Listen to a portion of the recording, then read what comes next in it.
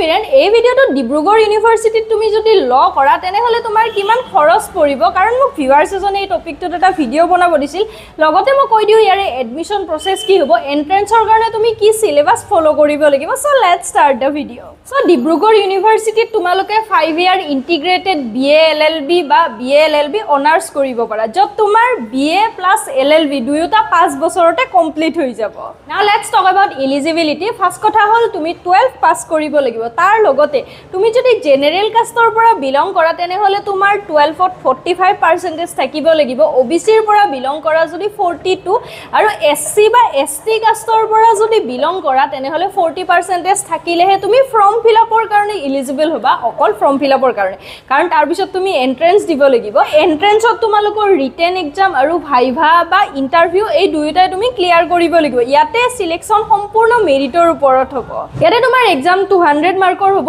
180 written থাকিব আৰু 20 viva বা ইন্টাৰভিউ হ'ব ইয়াৰ কাৰণে সিলেবাস তুমি 4টা পাৰ্টৰ পৰা ফলো কৰিব লাগিব ইংলিশ জিকে ৰিজনিং আৰু লিগেল এপ্টিটিউড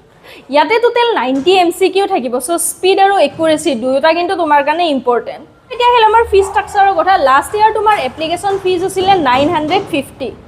ইয়াতে এডমিশন ফিজ দিব লাগিব 1050 পাৰ semester 15000 other charges library fees 300 union fees 525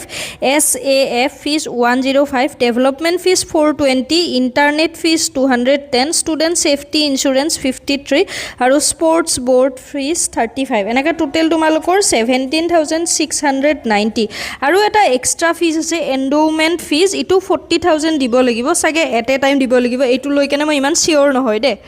মই এক্সপ্লেইন কৰা এই ফি ষ্ট্ৰাকচাৰখিনি গোটেইখিনি লাষ্ট ইয়াৰৰ হয় তুমি যেন এটা আইডিয়া লগাব পাৰা এই বছৰ কিমান ফিজ হ'ব এইখিনিয়ে থাকিব বা ইয়াতকে অকণমান বেছি হ'ব পাৰে তোমাৰ ডিব্ৰুগড় ইউনিভাৰ্সিটিৰ LLB ৰ ওপৰত এটা ক্লিয়াৰ আইডিয়া হ'ল আৰু যদি ভিডিওটো ইনফৰমেটিভ টাইপ লাগে তেনেহলে প্লিজ লাইক শেয়াৰ আৰু কিবা ডাউট থাকিলে কমেন্ট সেকশনত জনাবা লগতে প্লিজ মোৰ চেনেলটো সাবস্ক্ৰাইব কৰি দিবা এণ্ড থ্যাঙ্কস ফৰ ওয়াচিং